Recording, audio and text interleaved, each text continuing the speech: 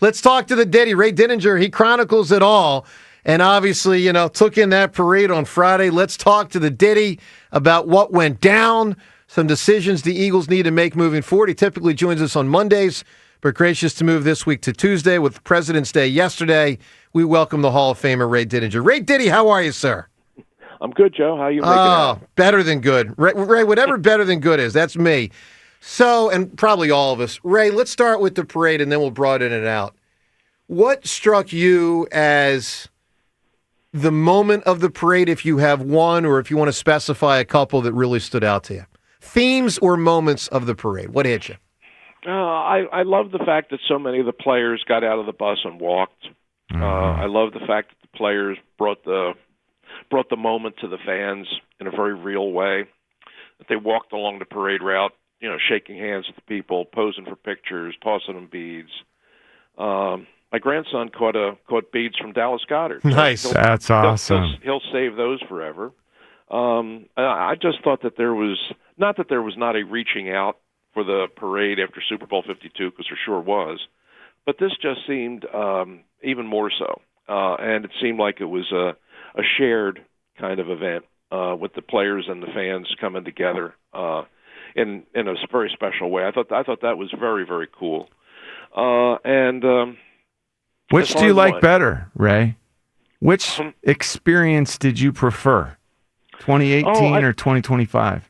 Yeah, I don't know that it'll be. I don't know that I could pick one over the other. I don't. I like this one. I like this one so much more. I felt like I didn't know what to make of that parade the first time, and this time it just felt like, I don't know, everything was right. Everything, my gosh, it was pristine the way it was all set up. And all the way to the way the sun shone down from the sky. It was just beautiful. All of that. I mean, that's all true, John. I certainly felt that too. I mean, I was there for Super Bowl 52. I was there for that parade on the Oval, because I was doing the TV with NBC at that time, and that was memorable in the ways that there were so many people out there that had waited their whole lives for that one moment. Yep, sure. And there were all the people that, and several of them came up and spoke to me that literally had pictures of their relatives and the urns with their ashes and all of that kind of stuff. That this was something that not just they, but their whole family had waited a lifetime for, and they felt like they were sharing it in a very genuine sort of way, and it was incredibly moving. It was incredibly moving, and I mean there was that sense of we weren't ever sure this was ever going to happen. We don't know if it's ever going to happen again, but we're here to celebrate what did happen, and what and this day will always be our day. And this one was different. This one was different in the sense that you got the feeling that we're gonna be back. Yeah. I mean, in Super Bowl 52, there was the feeling that, boy, this is fantastic, and who knows if we'll ever be back, but let's enjoy this. This one, there was a feeling of kind of rightness. It was sure, like self-assurance. Hey, we are this team. Yeah. We are this team. We are the class of the National Football League, and we're going to do this again. And we're going to have a great party today, but hey, folks, let's we're going to be back here next year. I love that. And that part of it felt very real. The awareness that I think it was really hitting everybody in the city now, that this team had become truly the best team in the National Football League. And I don't know if any of us in our lifetime ever had that feeling before. Ray, I agree with you, and I'll frame it this way. I feel like it's going to rewire the psyche of Philadelphia sports fans. A rewiring is occurring these weeks right in front of us. Mm-hmm. Because we're not used to this. It's like we had the Capitol until frickin' New York and D.C. took the Capitol, and we lost it. And we always lose. And now it's like we can be bellyache about losing the Capitol in 1770. Well, we had the Constitution and the Declaration here, and then we're told we're afterthoughts. So my point, Ray, is I do think there's a rewiring going on, which is cool. Now, look, they got a big task in front of them in that while they will have clearly a great roster, they may not have as good a roster. Ray, they got some really big decisions to make. How do you frame this, Ray? Because most people say Zach Baun's the most important to keep, but he's at a position Howie typically doesn't keep. So what is Howie going to do there? Well, he's got some flexibility, and he's very good at handling these kinds of situations. In fact, I dare say I don't think there's anybody in the NFL that does this sort of thing better. But I mean, I look at it, and to me, it's pretty clear that you can't let Zach Baun go. You can't. He's too valuable. And you saw this year what a difference he made in the defense. I mean, this guy was. I mean, it wasn't just he made a couple big plays. He was making big plays every single week. Yeah. And a lot of guys came through in that defense. I mean, the two rookies played out of this world. They were awesome. Jalen Carter took the big step up that everybody hoped that he would, as did Milton Williams. I mean, there were a lot of guys who all contributed on the defense. But week in and week out, I mean, Zach Baun just proved to me and proved hopefully to the Eagles organization how valuable a good linebacker can be. I mean, this is a defense that's been built for years around the front four and pass rush and cornerbacks. And the linebackers were just they were the plug-in guys. And I never particularly agreed with that strategy. I mean, I looked around the National Football League and I saw good teams and really good linebacker play was part of their defense. Why this team decided we're going to save a few bucks there and just pick up somebody. Oh, really? I mean, I think you saw this year, and nobody really, the acquisition of him, nobody really thought it was going to be a game changer. I mean, he was kind of one of those linebackers who just kind of passes through. I mean, that's what I thought he was. Mm-hmm. But as soon as Vic said no, this guy he's an off the ball player. I mean, we're going to play him inside, and you saw what a fit he was, and how every week he was around the football. Every week he was leading you in tackles. Every week he was tipping balls. Every week he was stripping the ball. I mean, you saw what a really good linebacker that's a fit for your system, how he can change games. And he did that over the course of the whole season, and I don't think it was a one-off. I think in this system, I think he's going to be that kind of player moving forward at the age of 28. So, amazing. And the other thing is the going rate for guys at that position, because it's the prevailing thought around the league is that's how you pay linebackers. He's going to get offered a lot more money than you paid him this year. He's going to get offered a lot more money than $3 million. But he's not going to get offered $40 million. He's not going to get offered crazy money. Is he going to get $10 million a year, Ray? Is that what he's worth? Is this off ball? Is it $10 million? I think more, John. No, I think he'll get offered more than that. But I don't think what the offers are going to be, and there'll be a lot of them, and they'll be significant.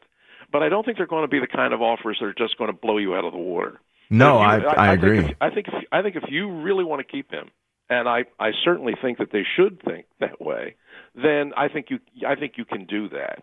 And I don't get the feeling that with what this year meant to him and how it changed his life, coming out of the shadows in New Orleans to come to be in a Super Bowl team in Philadelphia. I don't think he's all that anxious to leave. Oh, if you make a good offer, he knows.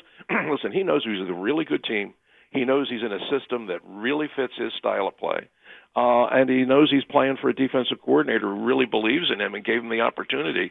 I don't think he's looking to go out the door. I think he wants to stay. And if the Eagles value him at all, I think they can make that happen. Yeah, me too. I hope so. Also, I think he's that important. Me too.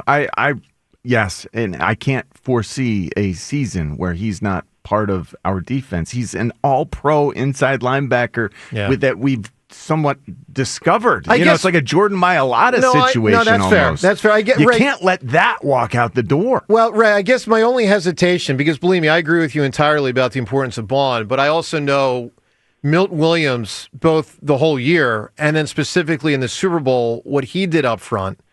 I mean, there's good cases for a lot of people, and I don't think Milton Williams is going to be $20 million a year, I think. I'm just saying, I don't think they're going to keep them all. And Ray, here's the other thing we should not lose sight of. I don't care how damn good all our guys are that we love. Other players have guys, too, that Howie's going to try to get. I mean, we saw the Phillies 15 years ago hold on to some players too long. We saw the Eagles in 2018 and 2019, not handle having won a Super Bowl all that great. I mean, part of this whole thing How is... How concerned are you about that part, Ray? Yeah. Like the handling, the winning, the balancing, the winning with the moving forward. We weren't that good at it the last time. No, and this team has not handled the year after Super Bowl all that well in their history. I mean, not that they've gone all that often, but each time that they've gone, that next year has been difficult. Let's put it that way. Boy, you're not kidding. I'm rifling through in my head. 2005 was a disaster. Right. A disaster. Anyway, go ahead, Ray. Tell me about No, it. I mean, look at them. I mean, the year after, if you go all the way back to the Vermeil team, that team came back in '81. They started the year 6-0, and then fell apart, much the way that the Eagles team of a year ago fell apart, and lost a lot of games down the stretch. Went in the playoffs when they were one and done. Then Andy's team goes, and the next year you come back, the TO thing blows up. McNabb gets hurt. You wind up finishing the year with Mike McMahon at quarterback, and you don't even make the playoffs. Then the year after you win it, you win a game on the doink, but then you lose in New Orleans. Then then you come off the year with this team a couple years ago when they lose to Kansas City, and then you come back the next year and it's 10-1. Then they follow the path of the Vermeil team and they completely collapse. So the history of this team coming off Super Bowls is kind of discouraging because in the past they've never handled that well. But the difference is, I think this time, unlike the other times, I think this time they are the best team. I think they are coming back with the best roster. I think they are coming back with the best team. I think they are coming back with the best chance to do it again. And they've never been in that position before. So, are there challenges? Yeah, definitely there are challenges. And will there be changes? Of course, there always are. But I think that what they did this year was that they really found themselves over the second half of the season. I think they really just kind of recognized for the first time how good they are. We staked that claim, Ray. We put our flag in that. We are the best team, bam, and we just defeated the Kansas City Chiefs. They had that mantle. We are now that. For what it's worth, we did kind of think that 7 years ago. They what they did to the Chiefs was, they didn't just beat, they crushed the Chiefs. They did. You go back and you watch the tape on that. That was a total beatdown. And what they've done is, you talk about what it's hard not to laugh. The narrative they wrote in Philadelphia, which we'll always remember, but they've rewrote the narrative on the Kansas City Chiefs. There's nobody now that's going to talk about the Kansas City Chiefs as one of the great teams of all time because of that game. There were a week before that game, people say, "Wow, going for 3 in a row. Nobody's ever done that. Lombardi Packers couldn't do it. Shula's Dolphins couldn't do it. The Cowboys couldn't do it. This could be the greatest team of all time." Well, Sunday sure didn't look that way. Ain't nobody saying that now. They took a big bite out of the Kansas City Chiefs' legacy. Look, nobody's going to take away the 2 Super Bowls, the Super Bowls that they won. That was a terrific achievement. But the idea that people were starting to put them in the pantheon of the greatest teams that ever played, the Eagles took that away good and proper on Super Bowl Sunday. Well said, Ray. Ray, I want to thank you for a spectacular season of coverage. Now, our aim is going to be to continue these phone calls with the greatest frequency possible per your schedule. But just know we'll connect off the air. But, as we kind of wrap the season up, I want to truly thank you. It was so great bringing you back, basically, because you were like retired guy. And I know you're still, pseudo-retired guy. You're living the life I want to live someday, Ray. Let me put it that way. Mostly retired, pop on for a couple minutes here and there. Ray, that's the life I envy. Hopefully 30 years from now, that's where I'm at, we're all at. Yeah. But Ray, I really want to thank you, man. You're as good as it gets, and we all know that. Thank you, Joe. Thank you. All I can say to that is be careful what you wish for, because I am right now in the process. I'm not. You're going to think I'm kidding when I say this, but I am literally in the process of rewriting the Eagles Encyclopedia. Because the Eagles have delivered me to that point now.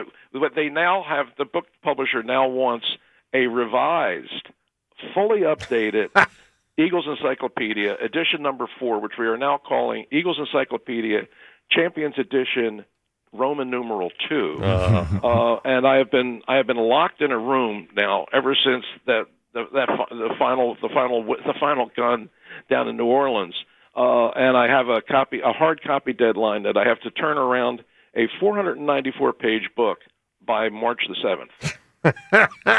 Jeez. Well, Ray, good luck to you, and make the 2020 chapter as small as possible. All right? Hey, We don't need much on that. Yeah, listen, Joe. I mean, who doesn't love a book with a happy ending? And boy, was this a happy ending. Sure was. Ray, stay well, my man. We'll talk perhaps as soon as next week. Thank you, Ray. All right. Take care, guys. Thanks. All right, Bye. there he is, the Diddy.